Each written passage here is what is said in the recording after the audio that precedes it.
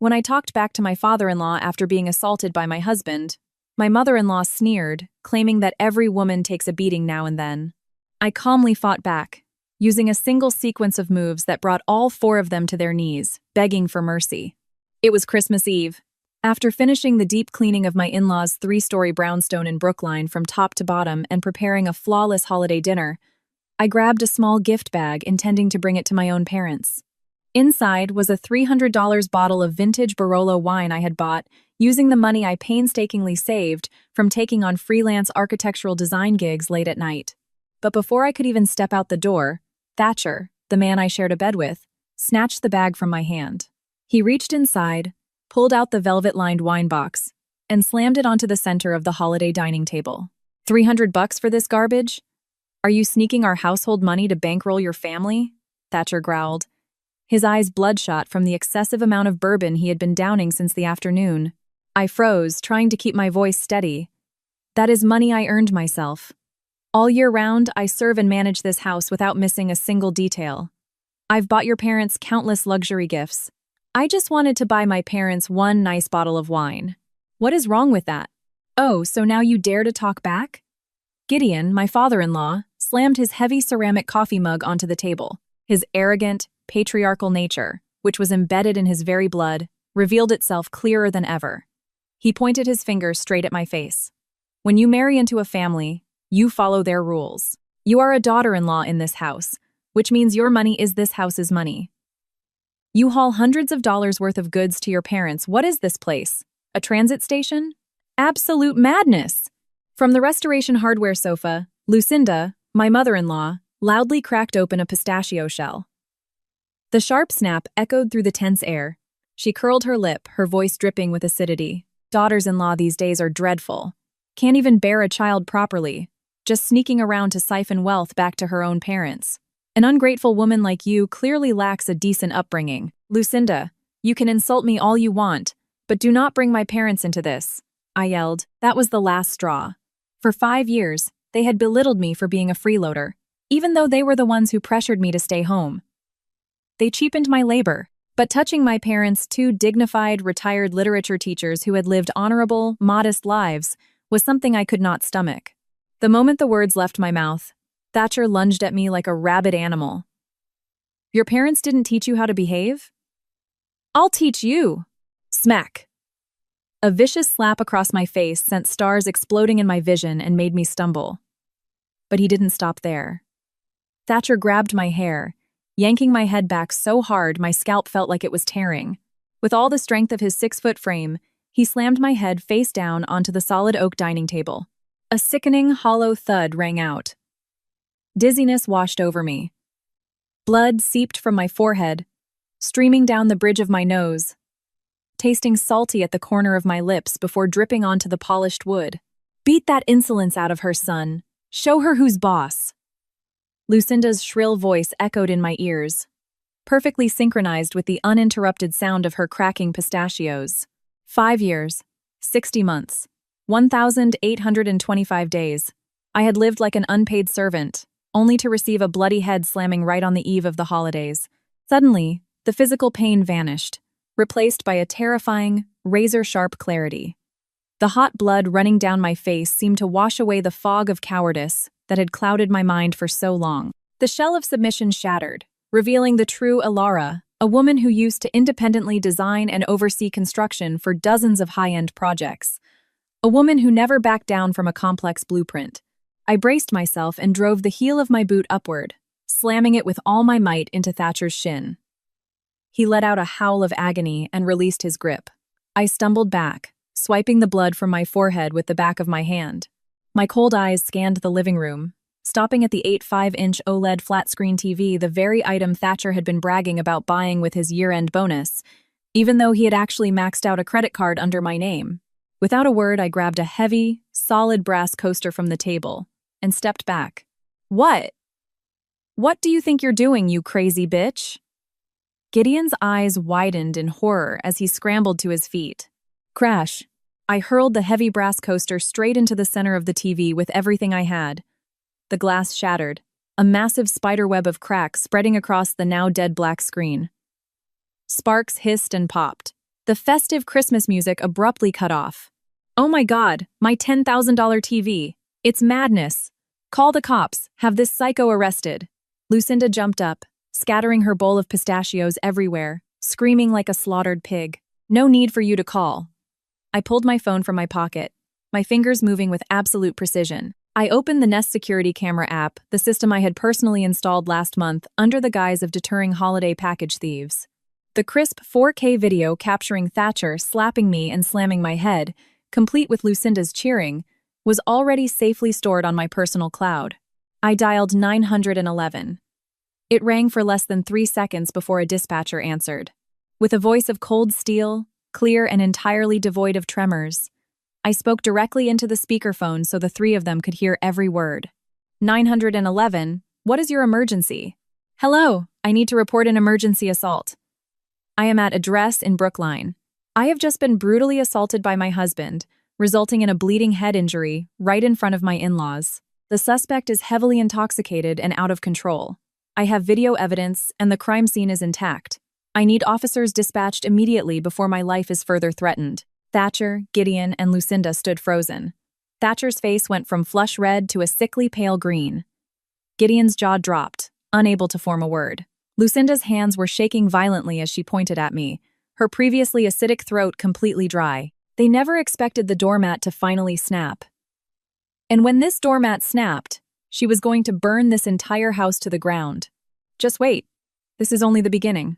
I smiled, a blood-tinged grin on Christmas Eve.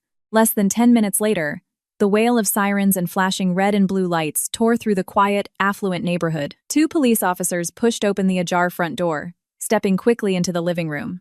It was 8:15 p.m. The fireplace was still crackling, but the room looked like a war zone. The shattered TV, scattered nuts, and the dark red puddle of my blood on the oak table painted a grim picture. The moment she saw the uniforms, Lucinda executed a maneuver she had perfected over years of manipulation, playing the victim. She collapsed onto the floor, slapping her thighs, and wailed theatrically.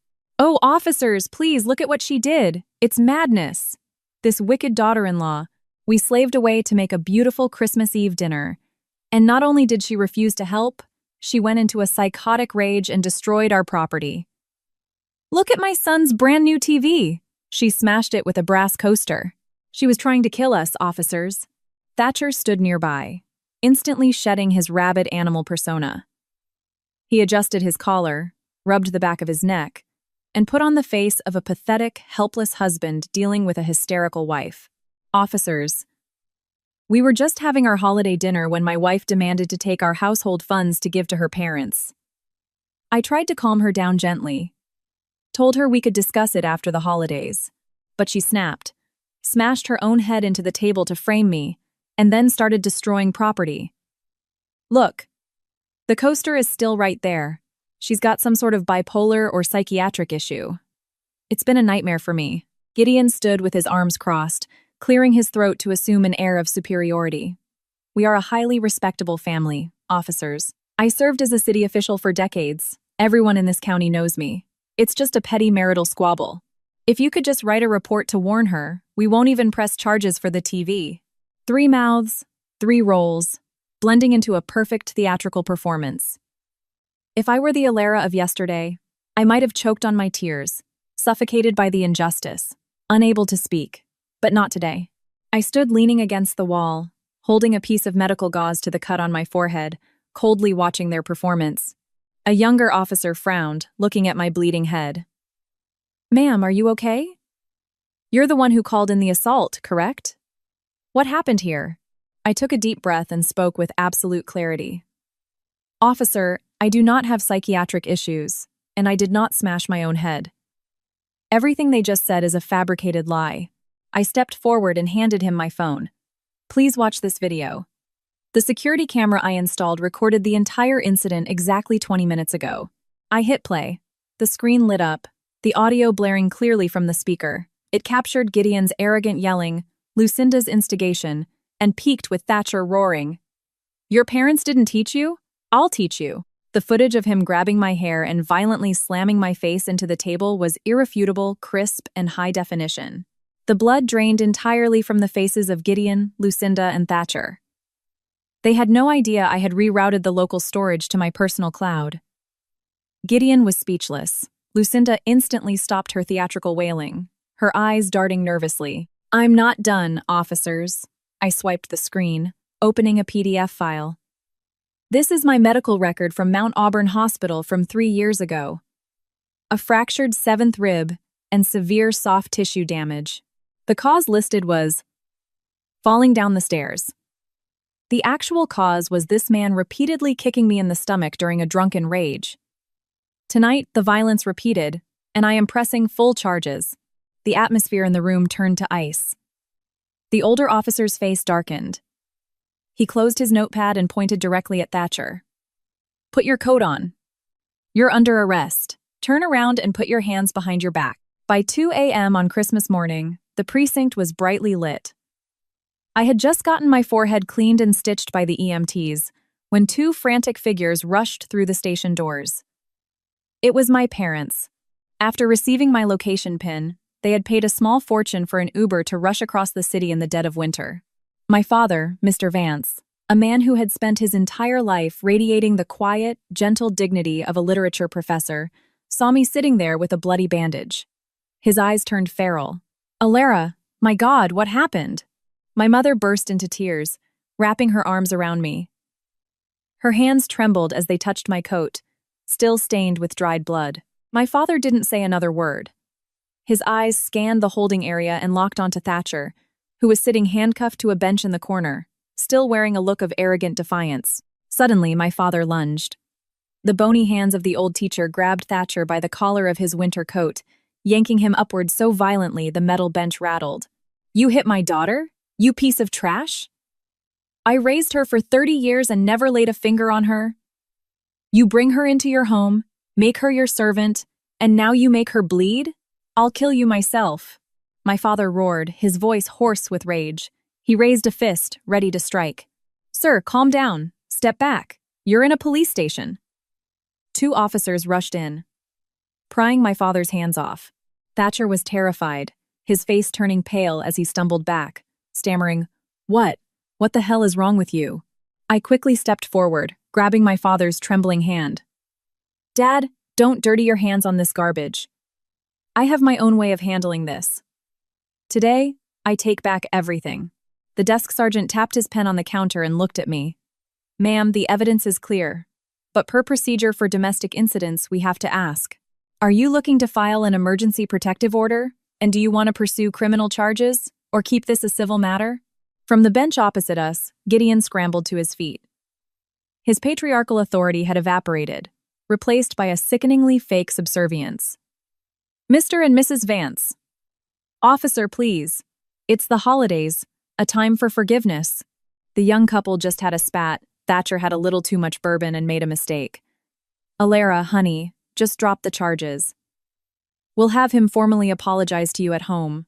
I looked dead into Gideon's eyes, then turned to the sergeant, enunciating every word. "I refuse any form of mediation. The evidence is irrefutable. This is a pattern of violent, aggravated assault. I request an emergency restraining order, and I demand he be charged to the fullest extent of the law." "You're going to send your husband to jail on Christmas? You vicious bitch," Lucinda hissed, but was immediately silenced by a sharp glare from a cop. The sergeant nodded. "Understood. We'll process the paperwork." 10 minutes later, Thatcher was formally booked, stripped of his belt and shoelaces, and escorted into a holding cell. For the entirety of the long holiday weekend, my abusive husband would be tasting jail food and sleeping on a steel cot. I guided my parents out of the precinct. The biting winter wind hit my face, but for the first time in 5 years I held my head high. I took a deep breath. The Boston air had never felt so liberating. The first checkmate was successful. Now, it was time to clear out that spider's nest. On December 26th, Boxing Day, while other families were out shopping for post-holiday sales, I stood in front of the Brookline brownstone. Behind me was a massive U-Haul truck and a crew of 5 professional burly movers. The stitches on my forehead were neatly covered by fresh gauze. I put my key in the lock and pushed the heavy door open. Inside, Gideon and Lucinda were sitting gloomily on the Restoration Hardware leather sofa. It had undoubtedly been a sleepless weekend for two people who valued their social standing above all else, knowing their only son was sitting in a county jail cell. Seeing me walk in with a crew of muscular strangers, Lucinda jumped up like she'd been electrocuted. What? What thugs are you bringing into my house? You already ruined my son and put him in a cell, now you want to destroy my home? She planted her hands on her hips, stepping forward to block my path. I smirked, tapping a thick manila folder against my palm. Hello, Gideon. Lucinda. I'm not here to exchange holiday pleasantries. I'm here to take back what belongs to me. I walked right past her and turned to the moving crew, issuing crisp instructions. Boys, get to work. The Sub-Zero refrigerator in the kitchen, the LG washer-dryer unit upstairs, this leather sectional, and the Toto washlet bidet in the master bathroom. Disconnect them, pack them carefully, and don't scratch the hardwood. Hearing this, Gideon scrambled frantically to block the kitchen entrance, his face purple with rage. Madness! This is absolute madness! Stop right there! Who gave you the right to touch my property? I'll call 911 and have you all arrested for burglary. I stepped forward, pulling a stack of receipts and bank statements from my folder, and shoved them into Gideon's face. Look closely, Gideon. Every single high-end appliance and piece of modern furniture in this house, from the $10,000 fridge to the $2,000 bidet, is registered under the name Alara Vance, paid for using my separate premarital trust fund and savings. The law defines this as sole and separate property with a clear paper trail. You want to call 911? Be my guest. Dial the same number I dialed 2 nights ago. Hearing 911, Gideon yanked his hand back, his face ashen. The cowardice deep in his bones took over. He muttered under his breath, unable to formulate a curse. Seeing her husband defeated, Lucinda switched tactics. She threw herself onto the hardwood floor, pounding her fists and wailing. Help! Neighbors! Come look, the wicked daughter-in-law is robbing us blind. We used these things together for 5 years. And now she spits in our faces and takes it all. How am I supposed to use the bathroom without the bidet? You are a demon, not a human. I stood with my arms crossed, looking down at her with cold amusement. Before I married into this house, you used a normal toilet just fine, Lucinda. I bought that smart bidet so you wouldn't have to sit on a cold seat in the winter. You spent 5 years calling me a freeloader. If you're so proud, why are you crying over a freeloader's toilet seat? Keep working, guys. Be careful with the plumbing lines. Lucinda choked on her words, unable to do anything. I stepped over her and walked to the coffee table. From my designer purse, I pulled out a cashier's check and tossed it onto the wood. Get up, Lucinda. Stop acting, the floor is cold. Here is a check for $5,000. The exact amount of the wedding contribution your family gave me 5 years ago. You've spent half a decade bragging to the neighborhood that you practically bought me with this money. Today, I'm returning every last cent. For 5 years, I never touched a dime of it. My life and my dignity are not so cheap that $5,000 buys you the right to beat me. Lucinda's eyes locked onto the check, but her arms hung limp. She didn't dare reach for it. The heavy thud of the mover's boots echoed through the house as familiar items were hauled out to the truck. The living room was left bare. The once state-of-the-art kitchen I had upgraded was now just cheap, hollow original cabinetry. The grand house instantly felt cold, dilapidated, and empty, a perfect reflection of the hollow souls living inside it. Before turning to leave, I opened my banking app. One more thing, I said loudly, ensuring the words burned into their memories. The Platinum American Express authorized user card ending in 4,568 that Thatcher uses to buy electronics, buy rounds at the bar, and fund your grocery trips? It's linked to my primary account. My finger decisively tapped the lock card button. A satisfying beep sounded, and a red banner confirmed the card was permanently deactivated. From this moment on, you figure out your own finances. Do not expect to siphon another cent from me. When Thatcher gets out of holding next week, tell him to expect my divorce lawyer's paperwork. I turned on my heel and walked out to the idling U-Haul, leaving the two aging figures standing frozen in the middle of their chaotic, emptied house, completely devastated by the ruthless, absolute retaliation of the woman they had treated like a dog. My next stop was not my parents' house, but a high-end salon on Newbury Street. Stepping into the chic studio, the stylist gently ran his fingers through my long, tired, waist-length dark hair, looking sympathetically at the bandage on my forehead. You have such gorgeous texture. Are we doing a balayage today, or some soft layers to freshen it up? I stared at my pale reflection in the mirror and spoke with absolute conviction. Chop it off. An asymmetrical, sleek bob. High in the back, sharp angles in the front. I don't want to hold on to anything old and heavy anymore. The stylist looked surprised but smiled and nodded. Snip, snip. The scissors worked their magic, and chunks of long hair fell to the floor, taking with them the weakness, the swallowed tears, and the 5 years of wasted youth. When he finished the blowout and applied the styling serum, a completely different Alara emerged in the mirror. Sharp, brilliant, and radiating pride. My strong jawline, previously hidden by my long hair, was now on full display. Leaving the salon, I walked straight into the Prudential Center. I swiped my card on 3 brand-new tailored Theory power suits and bought an expensive deep red Tom Ford lipstick. Carefully applying a thick layer of the bold color, hiding any trace of exhaustion, I felt a new surge of vitality rushing through my veins. Every sense was awakened. The feeling could only be described in one word: euphoria. The trash had been taken out. The shell of the victim was dead. The legal and psychological war with those abusers had just begun, but I held all the winning cards. A week later, when Boston's post-holiday rhythm returned to normal, Thatcher's bail hold was lifted. The very first thing he did upon walking out of the precinct was borrow a phone to call me. An unknown number popped up, but the moment I answered, that familiar, arrogant, abrasive tone blasted my eardrum. Alara, you really outdid yourself. You dare throw your husband in jail over Christmas, humiliating my family? You stripped my house bare. Are you satisfied now? Thatcher's voice was hoarse and choking with rage after a week of jail food.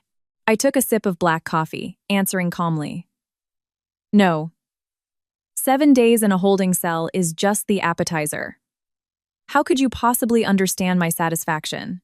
Don't get smart with me, Thatcher roared, reverting to his aggressive nature. I'll give you exactly 1 day. If you know what's good for you, you will crawl back here, clean up the house, buy back every single piece of furniture you stole, and get on your knees to apologize to my parents. If you beg sincerely, I might consider our 5 years of marriage and forgive you. Otherwise, I will destroy you. I burst into laughter. The crisp, unburdened sound echoed through my parents' quiet living room. Thatcher, did a week in a cell make you delusional? What gives you the right to... Forgive me. You're the one who's going to pay. Listen closely. Be at the coffee shop on the corner tomorrow at 8 a.m. to sign the divorce papers. If you don't, I file for contested divorce. Submit all the abuse evidence, the medical records, and the police reports to the judge. You better prepare yourself for asset division. Good luck. Divorce? You wouldn't dare. I hung up. Without letting him finish his sentence, my fingers moved quickly, permanently blocking the number. An ultimatum had been issued, cold and merciless. But the apple truly didn't fall far from the tree. They never knew when to stop. That afternoon, my phone blew up with messages from Mavis, a rare decent neighbor from Brookline, who often sympathized with me. She sent a barrage of screenshots from the neighborhood next-door app. Alara, look at this. Lucinda is dragging your name through the mud all over the neighborhood. My blood is boiling reading this. I zoomed in.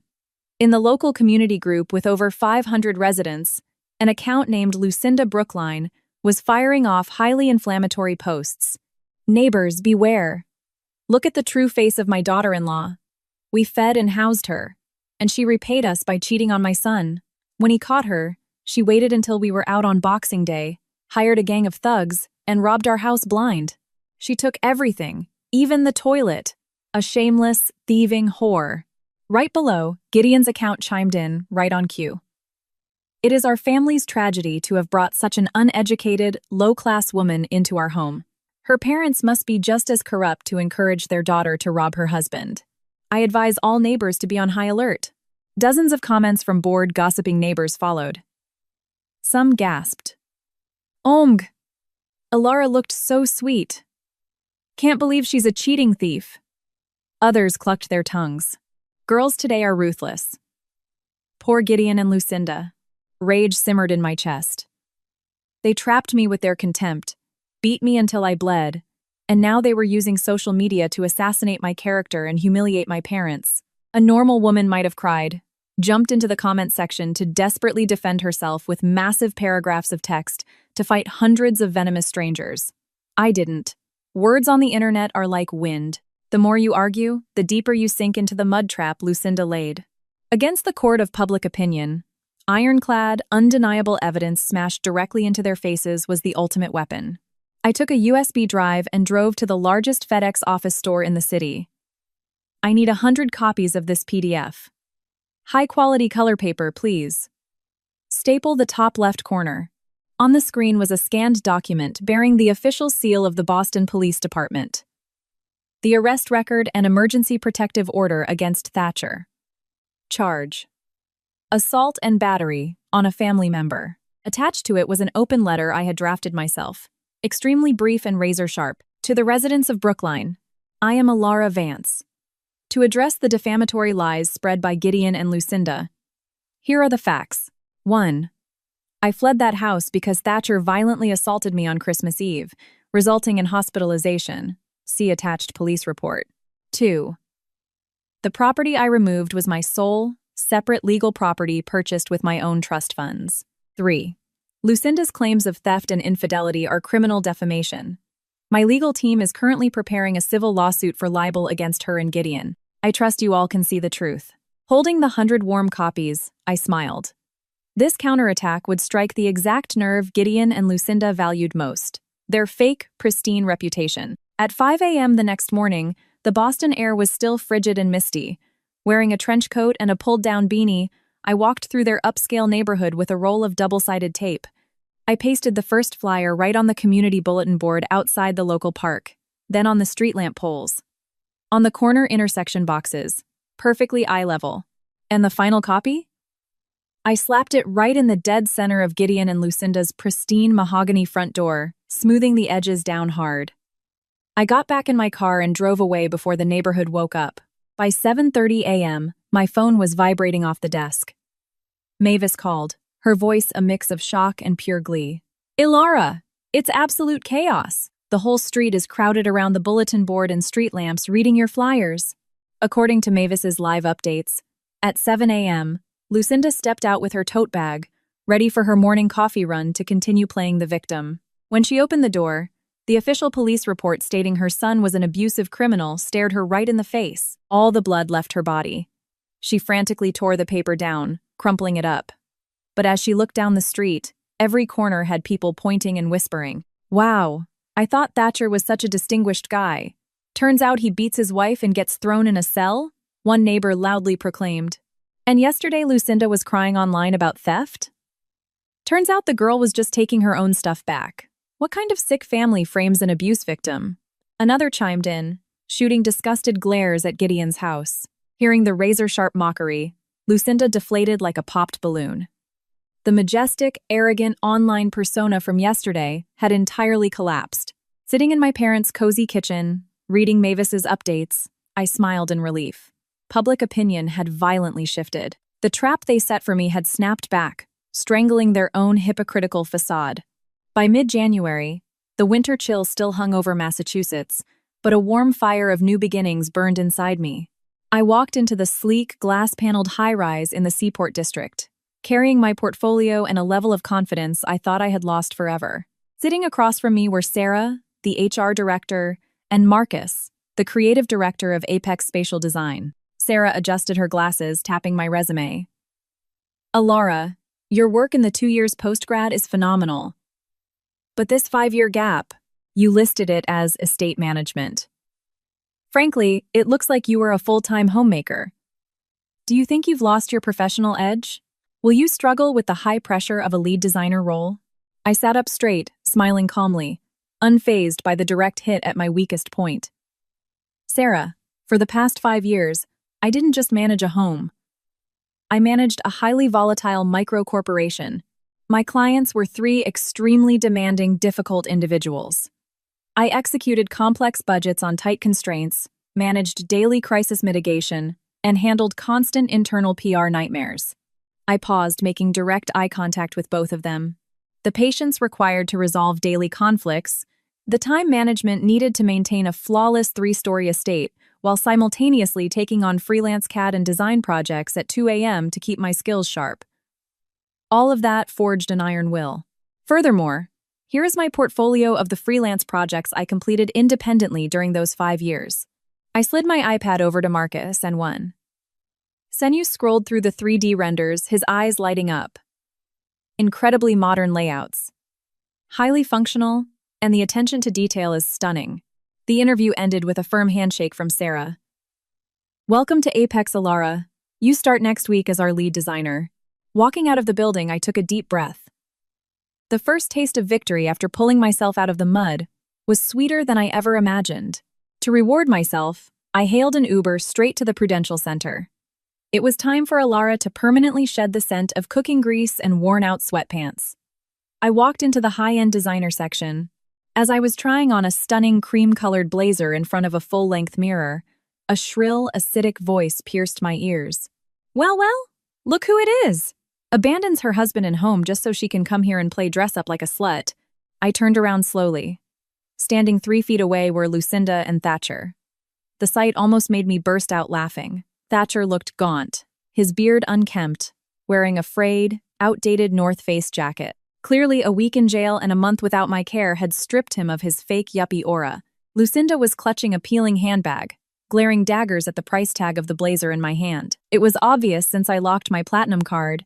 They had been banished from the luxury floors and were digging through the 60% off clearance racks by the escalators. Lucinda marched up, hands on her hips, raising her voice so the sales associates would hear. How much of our money did you steal to strut around here, you little tramp? 5 years of being a jobless parasite, and now you act like royalty. You must be leeching off some old sugar daddy now. Thatcher stood behind her, puffing out his chest. Put that jacket back immediately. Don't embarrass me in public. Spending other people's hard-earned money like it's water. If you're so capable, go earn it yourself. I wasn't angry. Nor was I embarrassed, even as a few curious shoppers glanced over. Instead, I found them utterly pathetic. I casually turned to the flustered sales associate. I'll take this entire suit, plus the silk blouses in emerald and black from that rack. I don't need to try them on. Ring me up, please. The associate eagerly gathered the clothes and rushed to the register. Lucinda's eyes bulged, her yellowing teeth showing. Are you insane? That's easily $2,000. Where did you get that kind of cash? Thatcher, lock the bank accounts right now. Don't worry, Mom. I froze her access yesterday.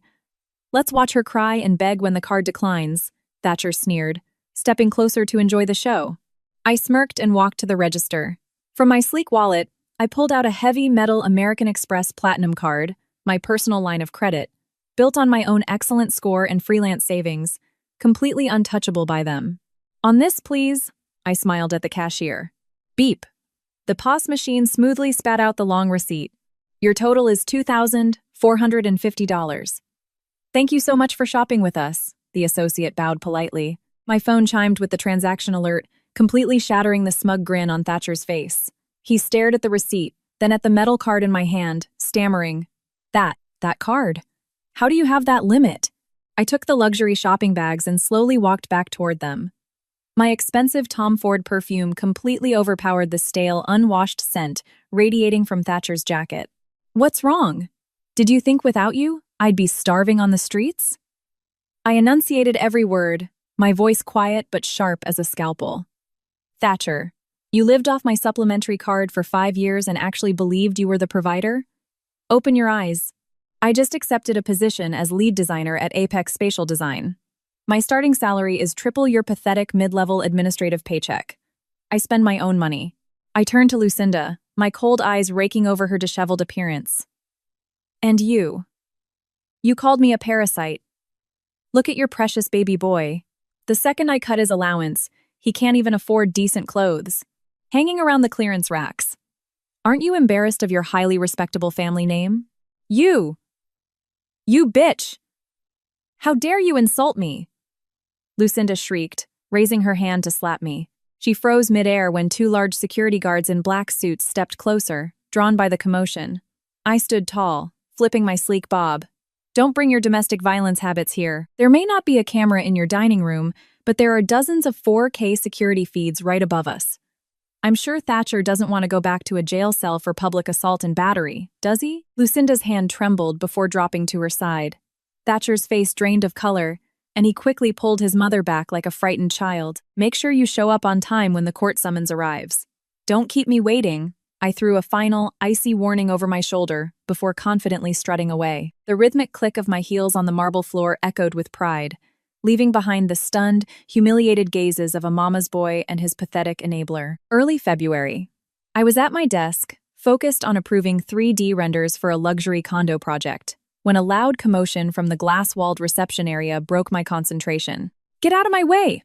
I am Alara's husband! Call her out here right now! Thatcher's unmistakable, gravelly voice echoed through the high-end office. I sighed, closed my laptop, and stood up. Through the glass, I saw Thatcher shoving past the building's security guards.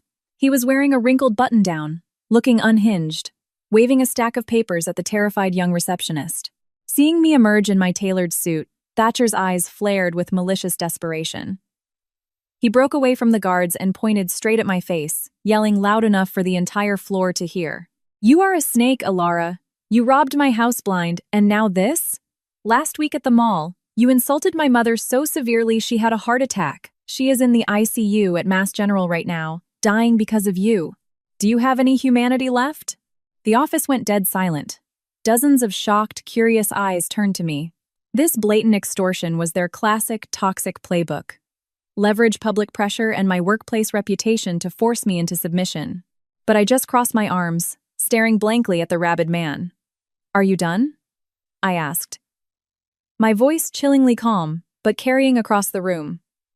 What does your mother being hospitalized have to do with me? We are separated, and the divorce papers have been served. If she's really dying, a good son would be at her bedside, not screaming in my lobby. Don't play dumb! Thatcher slammed the papers onto the reception desk. My lawyer has already drafted a civil suit for intentional infliction of emotional distress, but my family is merciful. You wire $10,000 into my account right now for her medical bills and pain and suffering, and I'll drop it. If you don't, I will make a scene here every day until you're fired. I laughed out loud. The fox's tail was finally exposed. Broke because I cut him off. Desperate because he lost his servant. He was resorting to cheap extortion. Instead of arguing, I turned to the receptionist.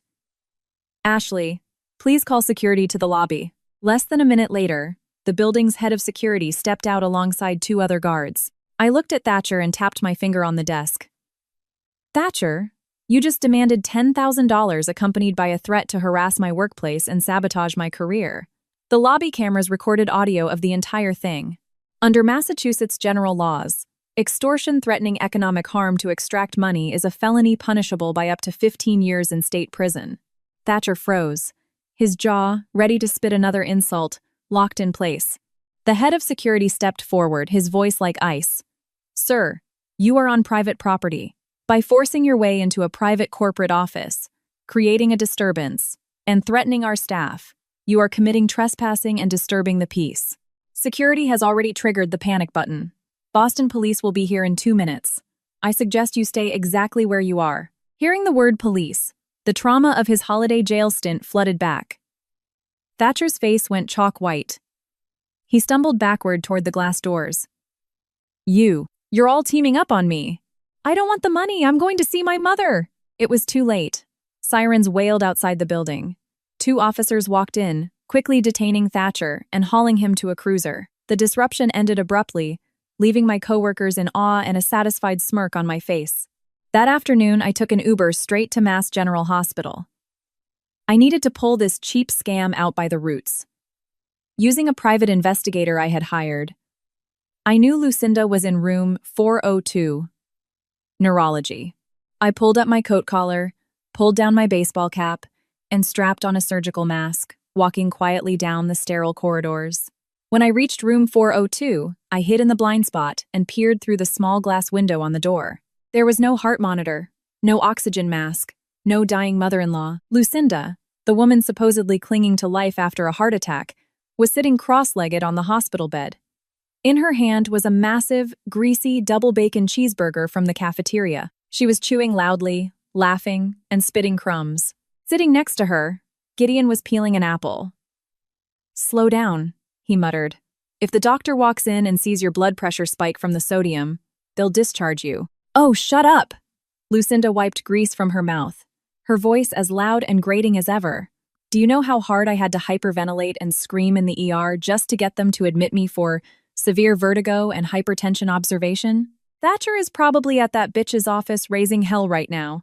If we don't squeeze 10 grand out of her for ruining my son's life, I'll change my last name. I pulled out my iPhone, switched to 4K video with noise cancellation, and held the lens right up to the crack in the slightly open door. The crisp footage captured every single frame, the dying mother-in-law inhaling a cheeseburger while plotting felony extortion. After recording 3 perfect minutes, I strolled over to the nurse's station. Posing as a concerned relative wanting to check dietary restrictions, I easily snapped a photo of her chart. Diagnosis: mild elevated blood pressure. Patient insisted on observation for anxiety. Walking out into the freezing Boston air, I opened my email. I attached the 4K video and the chart photo. The recipient was Robert Shea, the sleazy strip mall lawyer Thatcher had hired to send me threats. I typed out a quick message. Mr. Shea, attached is your client's critical condition and direct evidence of a conspiracy to commit extortion. If you continue to represent Thatcher and file these fabricated malicious claims, I will forward this to the Massachusetts Bar Association and hand the extortion evidence over to the district attorney. Have a lovely evening. I hit send. Checkmate. The moment that lawyer opened the email, he would drop Thatcher as a client and run for the hills, leaving that scamming family speechless and humiliated. The law has no room for their manipulative lies, and I was no longer the weak girl they could mold like clay. By late February, the legal battle hit its peak. On a Thursday morning, I took a half day to meet with Mr. Caldwell, my divorce attorney. He slid a thick folder across his mahogany desk, tapping the top page. Alara, look, thanks to the subpoena, we got Thatcher's bank statements. Exactly as you suspected, he's hiding assets. I flipped the page, my eyes locking onto a transaction highlighted in bright yellow.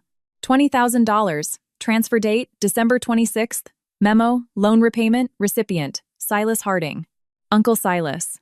Thatcher's sleazy uncle. Mr. Caldwell leaned back. This money was pulled from the joint high-yield savings account you two opened 3 years ago. The morning after you cleared out the furniture, Thatcher liquidated the account and wired it to his uncle to make himself look broke. During the mediation hearing yesterday, he cried poverty, claiming he had zero savings to split and even had the nerve to demand alimony because your salary is higher. Absolutely disgusting, I hissed through my teeth. Mr. Caldwell, file an emergency injunction to freeze Silas's accounts immediately.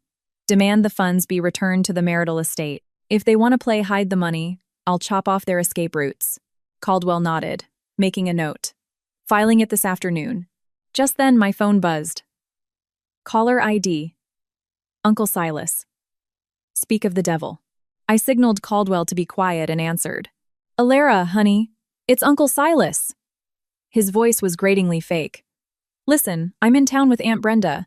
We're at O'Malley's pub downtown. Come have a drink with the family. Let's talk some sense into Thatcher. Marriages get rocky. No need to make a public mockery in court. Just drop the suit, come have a beer. I knew exactly what this was. An ambush. A setup to pressure me, guilt-trip me, or intimidate me into dropping the case. But hiding wasn't my style anymore. Sure, Silas. I'll be there at 6. At 6 p.m., I walked into the noisy, dim pub. In a corner booth sat 4 familiar faces. Thatcher, Gideon, Uncle Silas, and Aunt Brenda. Seeing me approach in a sharp, tailored suit, radiating confidence, their expressions faltered. Thatcher slouched in the corner, avoiding eye contact.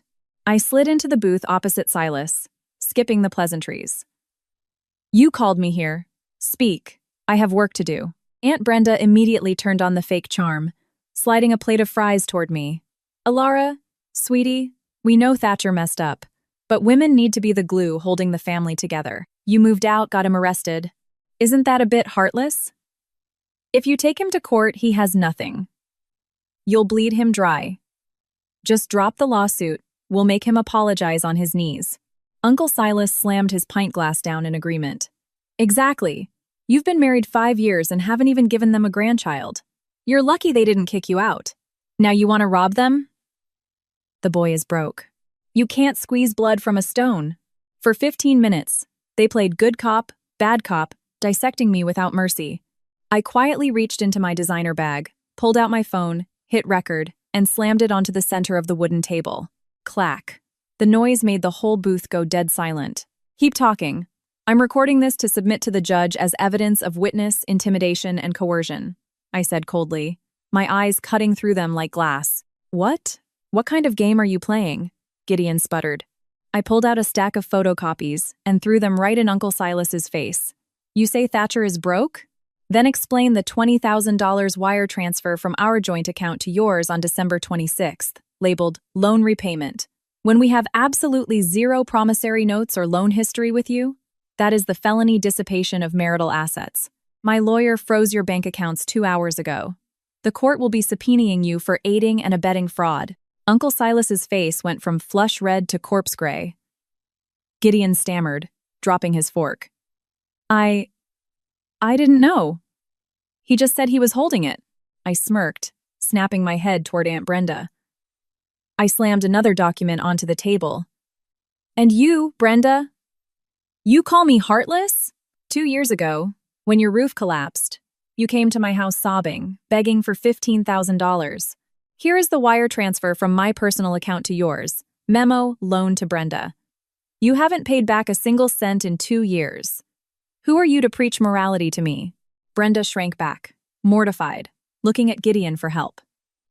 But Gideon was hyperventilating, sweating bullets, realizing every dirty secret was laid bare. I stood up, leaning over the table, staring dead into Thatcher's terrified, trembling eyes. You thought bringing your trailer trash relatives here would scare me? Listen close. That 20 grand? You will return my half. Brenda, you have 7 days to wire me the 15 grand, or I file a civil suit for breach of contract and place a lien on your house. You'll all be reading court summons on your front lawns. I picked up my phone, stopped the recording, and dropped a $20 bill on the table. Drinks are on me. See you in court. I walked out of the pub, leaving a graveyard of silence behind me.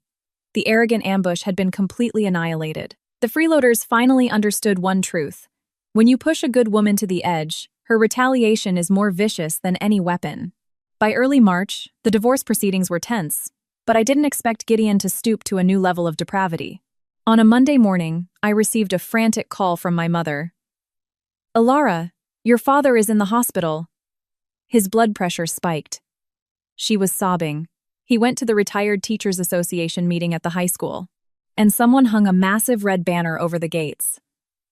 It said, "Hypocrite teacher Vance teaches his daughter to rob her husband." Gideon hired thugs to do it. My grip on the phone tightened so hard my knuckles turned white. Pure, unadulterated fury ignited in my chest. Attack me, and I will fight back. But attack the spotless, lifelong reputation of my father? Gideon just dug his own grave. I left work immediately, drove to the school, tore down the disgusting banner, and got my father home to rest. Then, I made a call to Arthur, my father's old fishing buddy. More importantly, Arthur used to be the deputy director of the city's public works department, the exact place Gideon worked before he retired. Arthur? It's Alara. The story you told my dad years ago about Gideon's kickbacks and missing inventory on the municipal water project in 2015. Do you still have copies of those ledgers? Yes, I need them today. I'm going to make him crawl. At 3 p.m. the next day, I sat at a small outdoor cafe near a local park, my fingers tapping rhythmically on the metal table. Gideon pulled up in his rusty sedan, stepping out with a smug, victorious sneer. He thought the stun at the school had broken my spirit, forcing me here to beg for a truce. Well, have you learned some respect? Gideon took a sip of his coffee, glaring at me. You think you can just sue my son? I know people in this town. I will smear your family's name so bad your parents will never show their faces in public again. Be smart. Withdraw the divorce suit. Drop the freeze on Silas's account. I didn't say a word. I simply pulled a manila envelope from my bag and slid it across the table. Read it. Gideon. Coffee's on me. Gideon frowned, tearing it open. The moment he pulled out the first page, his smug smile froze solid. It was a copy of the municipal inventory ledgers showing massive discrepancies in steel and concrete costs, amounting to hundreds of thousands of taxpayer dollars. And at the bottom right corner was the unmistakable signature of the procurement director, Gideon. Where? Where the hell did you get this? Gideon's voice shook violently. His coffee cup clattered against the saucer. His eyes widened in sheer terror. I leaned forward, my voice cold and lethal. They say time heals all wounds, Gideon, but the statute of limitations for federal embezzlement and defrauding the government is quite generous. If I drop this envelope in the mailbox of the district attorney's office, along with an anonymous tip to the FBI, do you think your cushy state pension will keep you warm in federal prison? The patriarchal arrogance vanished, replaced by the ashen gray of a dead man. Sweat poured down his face. He frantically reached out to snatch the papers back, but I yanked them away. Don't bother. These are copies. A friend has the originals. Listen carefully, Gideon. This afternoon, you will personally call my parents and beg for their forgiveness. You will go online and delete every single defamatory post you've made. If you don't, this lands on the DA's desk at 8 a.m. tomorrow. Gideon's legs gave out. Right there in the middle of a crowded Boston cafe, the arrogant retired boss slid off his chair, half kneeling on the concrete, clutching the edge of the table. Alara, please. I was foolish. Have mercy. I'm an old man. I can't go to prison. I'll apologize. I'll call them right now. I stood up, tossing a $5 bill on the table. Your reputation isn't worth a dime to me. But if you ever touch my family's name again, I will ruin you. Keep your freedom so you can watch your son lose in court. Walking away from the cafe, I felt the ultimate rush of satisfaction. The hypocrite's mask was ripped off. Now, it was time to take back my biggest asset.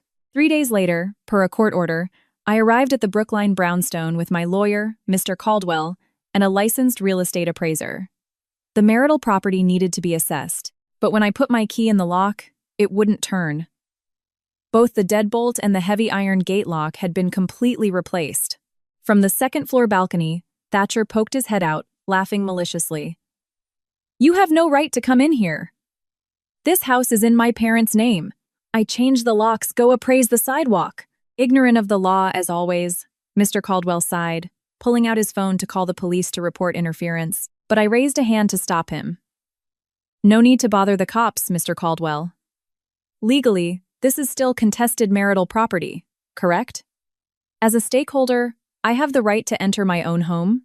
Absolutely, Caldwell nodded. I pulled out my phone and dialed the heavy-duty locksmith I had kept on standby. Come to the address. Bring your drill. Destroy the lock if you have to. Just get me inside. 10 minutes later, the locksmith arrived. The ear-piercing scream of an industrial drill chewing through the brass deadbolt shattered the quiet neighborhood. Sparks flew everywhere. Thatcher and Lucinda panicked, running down the stairs and screaming from behind the door. But the drill drowned them out. Metal shavings flew. In 5 minutes, the heavy lock gave way and clattered to the ground. I kicked the door open. Light flooded the empty living room. Thatcher and Lucinda cowered on the stairs. You vandal! I'm calling the cops, Thatcher stammered. Call them. Do it. I stepped inside, brushing metal dust off my shoulder. But before they get here, let the court appraiser hear this clearly. The deed might be in your parents' name, but the $150,000 down payment and the $200,000 in renovations for this 3-story house came directly from my trust fund. I have every invoice, contractor agreement, and wire transfer bearing the name Alara Vance. I turned to Mr. Caldwell, speaking loud enough for them to hear. Based on my capital contribution, Thatcher's dissipation of assets, and his egregious fault of domestic abuse, I am officially petitioning the court for 70% of the equity in this property. If your family doesn't have the cash to buy me out, the court will force the sale of this house. Start packing your bags. Find a bridge to sleep under. Mid-March. Boston was hit by a bitter late winter freeze.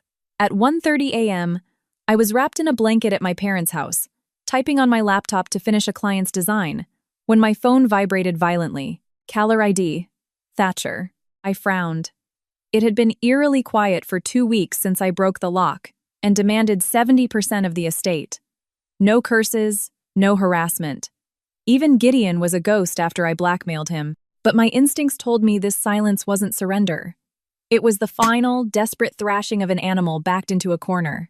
I grabbed my iPad, turned on the voice recorder, and answered the phone. Hello? I said, voice flat. Over the line, I heard the howling of heavy wind and the rumble of semi-trucks. Along with it came Thatcher's heavy, sniffling breathing. Alara, do you hear the wind? I'm standing on the edge of the Zakim Bridge, the highest point. Thatcher screamed into the phone, maximizing his theatrical desperation. You backed my family into a corner! Uncle Silas's accounts are frozen. The house is in foreclosure waiting for your payout. My parents aren't eating because of the shame. Are you happy now? Tonight I'm paying you back with my life. I kept typing, a smirk crossing my lips. Ah, the ultimate manipulation. If this was the old me, I would have panicked, running out into the freezing night in my pajamas, crying and begging him not to do it. But the hardened, ruthless Alara of today refused to be dragged by the nose by a coward. Is that so? Is the wind cold up there? I picked up my mug and took a sip of tea. Are you over the railing yet, or just standing safely on the pedestrian walkway? Thatcher choked. He clearly hadn't anticipated this icy, apathetic response. He faltered for a second before his voice cracked into a hysterical shriek. You cold-blooded bitch! I'm counting to 3. If you don't swear to withdraw the lawsuit, unfreeze the accounts, and give up the house tomorrow morning, I am jumping into the Charles River. You'll have to live the rest of your life knowing you drove your husband to suicide. Hold on. Before you jump, let me educate you. I put my mug down, my voice turning razor-sharp, like a lawyer closing an argument. You think dying wipes your debts clean and leaves me with guilt? You idiot. You dying will literally send your parents straight to hell. What? What are you talking about? Thatcher's voice trembled through the wind. First, I started counting on my fingers, slicing through his fragile ego. Civil law is very clear. If you die, the debt transfers to your estate, meaning the divorce asset division continues without you. Your parents, as your next of kin, will still be legally obligated to pay me the exact percentage the judge awards. In short, whether you jump or not, Gideon and Lucinda are selling that house to pay me. Except if you die, they'll be homeless and lose their only son. Heavy, ragged breathing came through the phone. Thatcher was completely speechless. The threat of losing their money was the only thing they cared about. Second, I picked up the pace. Relentless. You think your death will trigger a life insurance payout for them to retire on? You're dead wrong. Jumping into the Charles River at night in freezing currents? If they don't find your body, you are legally just a missing person. It takes up to 7 years in Massachusetts to declare a missing person legally dead. During that time, the insurance won't pay out a single cent. Your parents will starve in a rundown apartment long before they see that check. You evil bitch. I'll kill you. Thatcher hissed through his teeth, cursing in sheer impotence. I'm just explaining the law so you know your death gives you zero leverage and won't save your parents. I leaned back, smiling coldly. Now, go ahead. Jump. Where was your countdown? 1, 2, 3. Whoa. Suddenly, the deafening wail of sirens and the screech of heavy tires hitting the asphalt blasted through the phone. What? What the hell is this? What did you do? Thatcher screamed in panic. The wind was entirely drowned out by police megaphones. Surprised? I laughed out loud. When you called me acting like a drama queen, my iPad was already connected to the police dispatcher. I informed 911 and Boston Fire Rescue that an emotionally disturbed individual named Thatcher was threatening to jump off the Zakim Bridge and causing a traffic hazard. Man, response times are great in this city. Only took them 10 minutes. You set me up, you psycho. I heard the phone clatter onto the pavement, but the line stayed open. I held it to my ear, happily listening to the grand finale. Subject in the black coat, step away from the ledge, keep your hands where we can see them. An officer's voice boomed over a loudspeaker. Heavy boots ran across the pavement, followed by the cowardly, pathetic wailing of the man who, 2 minutes ago, was threatening suicide. Officers, please, don't shoot. My legs are frozen. The wind is too strong. I'm not jumping. Pull me back over the rail. Hands behind your back. Stop resisting. The sharp click of handcuffs echoed. You think faking a jumper call and tying up city resources is a joke? You're going on a psych hold, buddy. Click. The line went dead. I hit save on the iPad recording and let out a massive sigh of relief. Warm tea coated my throat, melting away the winter chill. For the second time in 3 months, my ex-husband was hauled away by the cops in the dead of night. First for assault, now for public endangerment and a psychiatric hold. With his criminal record and this psychotic breakdown, the judge would have ironclad proof of his unhinged, unstable nature. The final checkmate was on the board. The weak threatened death to throw a tantrum. The strong use that tantrum to lock them in an inescapable cage. Tomorrow was the final hearing. My new dawn was finally here. Late March. The air inside the Suffolk County Family Court was thick and silent. I sat tall at the petitioner's table, wearing the sharp white suit I had bought with my own hard-earned money.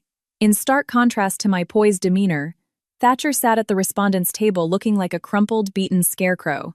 2 arrests in 3 months, and the agonizing stress of the lawsuit had drained every ounce of his fake swagger.